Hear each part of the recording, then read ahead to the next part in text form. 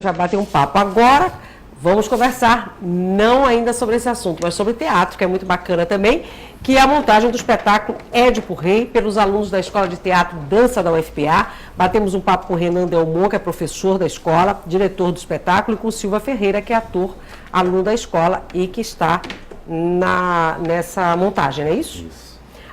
Vamos só entender um pouquinho como é que é essa história. Você é professor, o Silva é aluno, e aí esse trabalho, essa montagem faz parte do quê? De um trabalho de conclusão de curso, de um trabalho de final de semestre? Como é que é isso? O curso técnico em ator, ele tem uma estrutura onde o aluno participa de várias atividades ao longo do ano, com várias disciplinas voltadas para a formação do ator, para desenvolvimento técnica, enfim, de aprendizado dentro dessa área. E o final do ano, em cada ano do curso, o primeiro e segundo ano, resulta numa criação de um espetáculo que é a junção, na verdade, do curso técnico de ator do primeiro ano, dos alunos do curso de figurino, dos alunos do curso de cenografia, e aí tem toda essa movimentação para a criação de um espetáculo que é resultante disso. Então está o pessoal do figurino, da cenografia, todo mundo junto nessa história, os atores também, né? E vai todo mundo trabalhar. Exatamente assim. E a escolha do texto, da peça, como é que é? É um acordo entre aluno e professor? Como é que funciona isso? Assim, o primeiro ano do curso, como os alunos estão tendo esse primeiro contato, muitos pela primeira vez apresentando um espetáculo, podem ter carreira, outros podem vir do nada para entrar no curso. Então, normalmente tem a escolha de usar uma dramaturgia, um texto, partir de um texto da criação para esse espetáculo. No segundo ano em diante, talvez, muitas vezes em adaptações, a criação vem dos alunos, mas no primeiro ano essa escolha realmente é a partir de um texto. Que nesse ano, no caso, o desafio foi o Édipo Rei, a escolha pelo texto. Foi lançada a proposta para a turma foi uma turma bem... acatou bem rapidinho ou esperneou um pouquinho? Sim, na verdade, no decorrer do curso a gente já vem tendo algumas conversas, né, com os professores e etc. E aí, acho que eu lembro que foi numa disciplina chamada Dramaturgia, inclusive o professor que ministrou essa disciplina também divide a direção, o Denis. E aí a gente já vinha conversando sobre o espetáculo e a possibilidade, e aí Belém já tem um histórico com esse espetáculo grandioso, né? Anteriormente também já foi montado, e foi um espetáculo assim muito importante para a cidade, então a responsabilidade foi muito grande. Quem montou o espetáculo? Que grupo foi? A primeira vez foi o Norte Teatro Escola. Olha só, o grupo imagina. que originou posteriormente a Escola de Teatro da Universidade. Com certeza. Com Maria Silvia Nunes, Tito Nunes. O professor Paraguaçu, que é nosso telespectador, fez parte desse grupo, porque ele não está assistindo, senão ele já ia falar, já ia comentar, com certeza. Que sempre quando a gente fala no Norte Teatro Escola, que é um marco na Escola do Teatro Paraense, ele fala sobre isso. Essa montagem anterior teve uma história, né? Porque antes de eu saber dessa pauta aqui, já tinha gente comentando sobre esta montagem de vocês. Né? Ou seja, vocês vão fazer no Museu do Estado do Pará, né? Essa montagem, no MEP. E aí, como é que vai ser isso? É uma parceria, né? Foi lançada a proposta por parte da coordenação do curso, de levarmos o espetáculo para fora da escola, para fora do mundo da escola, que faz um tempo que a escola não tem essa experiência.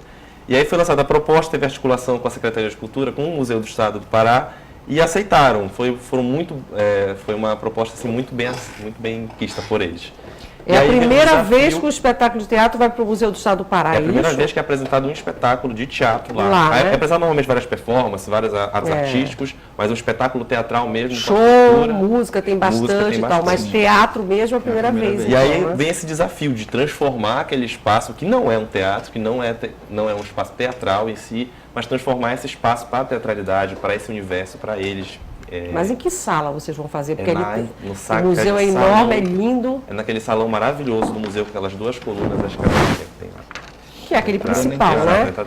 Que é lindo, né? O museu é lindo, né? Aquele prédio é muito bonito. E a articulação vem por parte da escola com o próprio museu. A professora Adriana Cruz, que é a coordenadora da equipe de cenografia, que batalhou junto com o professor Denis Bezerra, que é outro professor que divide a direção comigo, e mais a professora Karine Jansen também, que já são da escola há mais tempo, enfim, teve essa articulação e foi colocada essa proposta e foi aceita.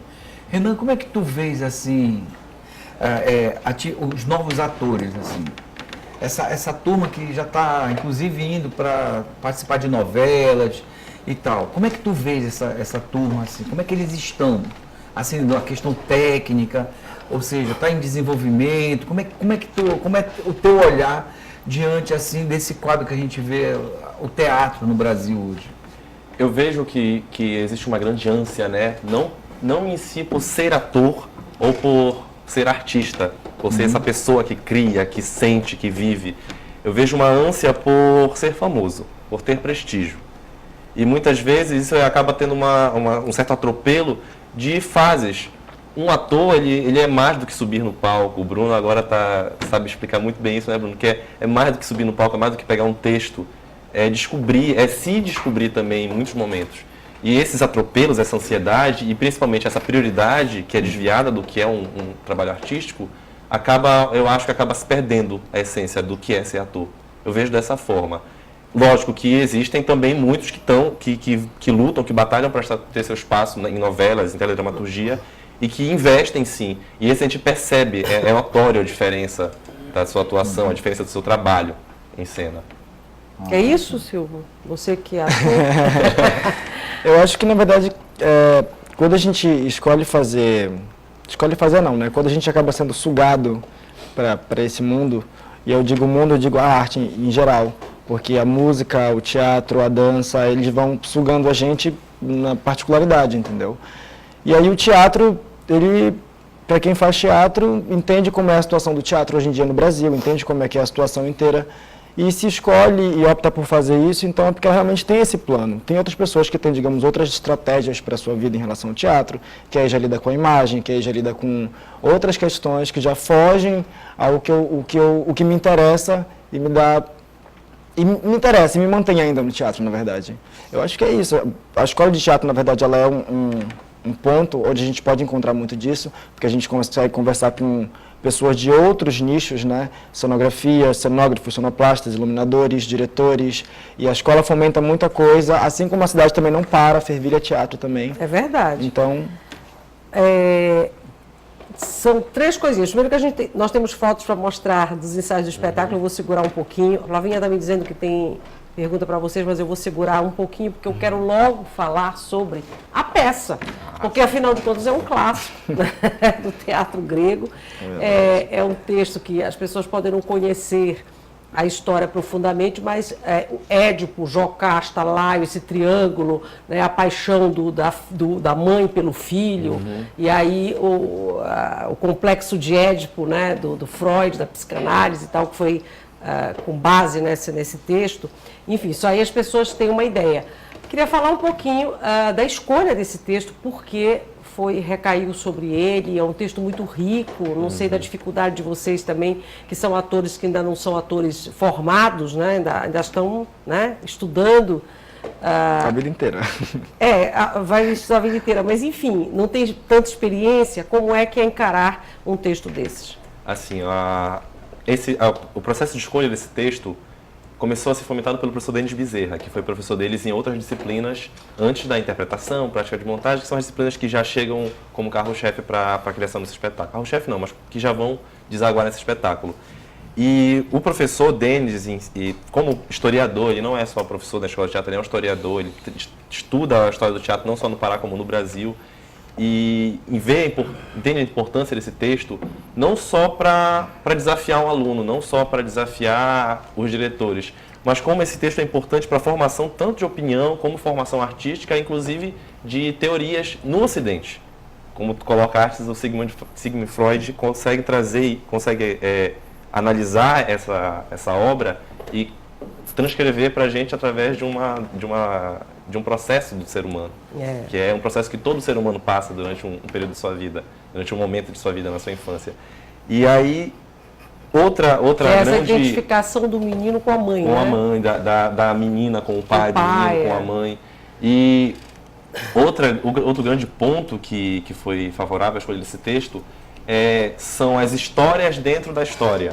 Histórias que não são contadas, que não são apresentadas com ações. São histórias que são apenas narradas, que a gente chama de apenas declaradas, né? Então, existe toda uma história antes, todo um acontecimento que origina, aliás, que detona os acontecimentos que vão levar Édipo a chegar a ter o seu destino traçado. Quem foi o causador disso? A criação de todo um mito que tem em cima disso, que é, no caso, o Lion, que é o pai dele. Acontece um evento onde o Lion desobedece às ordens do Deus e, por conta disso, ele tem que ser punido sem ter filhos. Então, isso tudo é apenas citado na própria tragédia, no próprio texto. E aí existe uma vontade dos professores de desafiar esses alunos a trazer isso também para a cena. Até porque Édipo Rei acho que é considerada a mãe das tragédias a mãe gregas. das tragédias, né? Porque realmente... Foi a tragédia. Né? Foi a tragédia mais premiada, ganhava sempre todos os prêmios. Sófocles já estava lá no nível máximo. Então é um texto muito rico. É um texto que, por incrível que pareça, discute coisas atuais, discute situações atuais do próprio ser humano. Como por exemplo, não querer enxergar aquilo que está à sua frente. Acho que o principal ponto é esse. Uma cegueira que é metafórica. É uma cegueira que o homem que não a enxerga, com a sua sabedoria, consegue dizer tudo aquilo que está acontecendo. O próprio Édipo não consegue enxergar. Também, né? Então, tem uma complexidade nos personagens. A Jocasta como essa mãe, esposa e rainha, que a gente pode estereótipos, mas são três forças femininas num ser só. E ela dá conta disso. Então, são personagens com complexidades grandes. É um texto com um vocabulário maravilhoso, que a gente fica naquela dúvida, meu Deus, coloca isso, coloca aquilo, não muito dá, rico, tem que coisa. Né? E é um desafio muito grande, não só para os atores, eu acredito que para os atores é um desafio maior, mas como a gente fala, daqui para frente qual a é o gente seu consegue. personagem, João? Édipo. A trama. Só o Édipo, né? Na verdade, fez uma cara de Édipo. Na verdade, a gente fez um sistema de coringagem dentro do processo, que é um sistema em que a gente faz revezamento para a cena. Nós fazemos 2 sessões por dia, né? Os atores vão trocando algumas personagens. Exige muito mais de vocês, né? Sim, Com sim. certeza. E também, nesse sentido, também é até bem prazeroso, porque exercício mesmo. A gente consegue trabalhar muito e para além só do Édipo, né? Que é uma personagem importantíssima, mas que ele se relaciona com todo mundo e vê de fora também da peça, dá mais visibilidade do que realmente está acontecendo. A gente consegue realmente enxergar o que está acontecendo, tanto de lá de cima do palácio quanto de fora. Então, A gente pode dar uma olhadinha nas fotos agora para comentar mais um pouco sobre figurino também, cenografia, né? Porque também é de autoria de vocês. Vocês podem falar um pouquinho sobre isso do envolvimento. As fotos, essas fotos em si não apresentam o nosso figurino, que é a proposta são da os equipe. Ensaios, né? São os ensaios, então, para a realização do teaser e tudo mais, a gente fotografou algumas cenas. O figurino ele está bem trabalhado, tá um figurino que a equipe como um todo de figurino está de muito parabéns. É verdade. Pois eles correram atrás de... Mas aí já tem os pedacinhos do figurino, não? Tem as propostas, porque assim, o espetáculo é um texto, nós partimos desse texto, tem os diretores, mas o principal agente de ação e de criação é o ator, não tem como, é ele que vai estar lá. Então, durante os ensaios, tem propostas deles de cenas, tem propostas de adaptações, enfim, aí essas peças que aparecem normalmente são isso.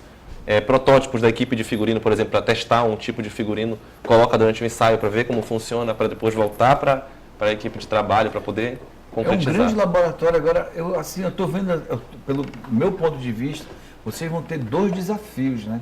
Primeiro, do espaço, né? Como conseguir fazer esse texto chegar, e essa questão dos atores se revezarem, porque vão ser 2 espetáculos em cada dia, né? Exatamente. Um 18 horas e outro 19h30, né? São vários desafios, né?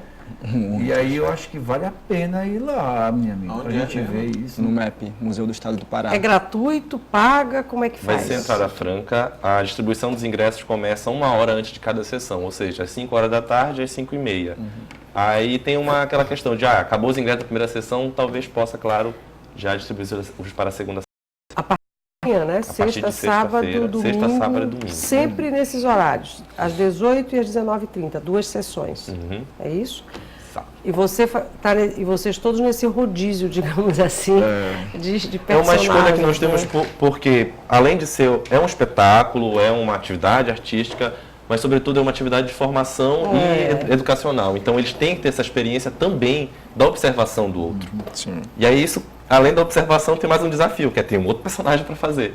Que é uma outra dinâmica, uma outra lógica, um outro aprendizado. Muito rebuscado, muito eu lembrei agora, muito outro rico. dia assistindo um esses programas com atores, que atores falam da carreira e tá, enfim, e um ator dizendo que ele revelou que ele não decora as falas, não memoriza as falas do outro personagem, só as dele.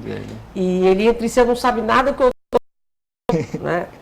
Eu acho que isso não é, vocês têm que ter, né, ou não memorizar, mas pelo menos saber o diálogo, né, as deixas e tal. O caminho vai, por ele disse que ele vai, ele é um ator conhecido e tal. Mas é um jogo, na verdade, né? Se a gente tá com os ouvidos ligados, o que o outro diz, a gente consegue responder se a gente tiver domínio do nosso texto, né?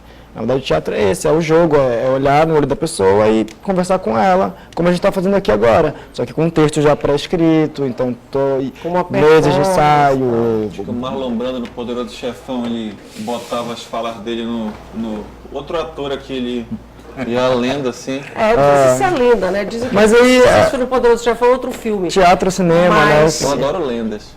Eu também adoro. Se é uma lenda boa, né? O que eu acho que diferencia As lendas às vezes são bem melhores que a regra. Exato. Tem uma questão que quando coloca a televisão, os atores de televisão, um grande diferencial do ator de teatro, não é querendo dizer assim, é melhor ou pior, mas é que o teatro é uma relação efêmera. Aconteceu ali, pronto, o público, o espetáculo que tu vais assistir 7h30 da noite jamais vai ser o mesmo de 18, por mais que seja outro elenco, e o do outro dia jamais vai ser o mesmo, é efêmero, é uma relação naquele momento.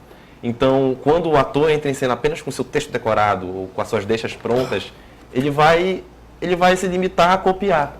Quando a criação está na relação que ele tem com o outro, está na reação. E a gente chama isso de esquizofrenia, porque ao mesmo tempo que tem uma pessoa que sabe que tem que fazer isso, tem que fazer aquilo, tem que falar de uma certa forma, tem que ir para tal lugar em tal momento, tem um ser ali dentro que não sabe de nada disso, que está apenas reagindo àquela situação que para ele é real. Então é muito bacana quando a gente coloca isso. Ou seja, é uma simbiose, até o público influencia nessa mesmo. E essa esquizofrenia é positiva. Exata. Né? Porque hoje muita gente pensa que a esquizofrenia é muito negativa, mas não. Muitos dos grandes pensadores, os caras que criaram muita coisa para a humanidade, eles eram esquizofrênicos. Uhum. Né? Aí a gente já entra para outra história, né? Vamos chamar aqui os psicanalistas. Mas quando a gente coloca a questão do Freud, a psicanálise em si, na verdade a psicologia e a psiquiatria vai se apropriando de vários termos da arte.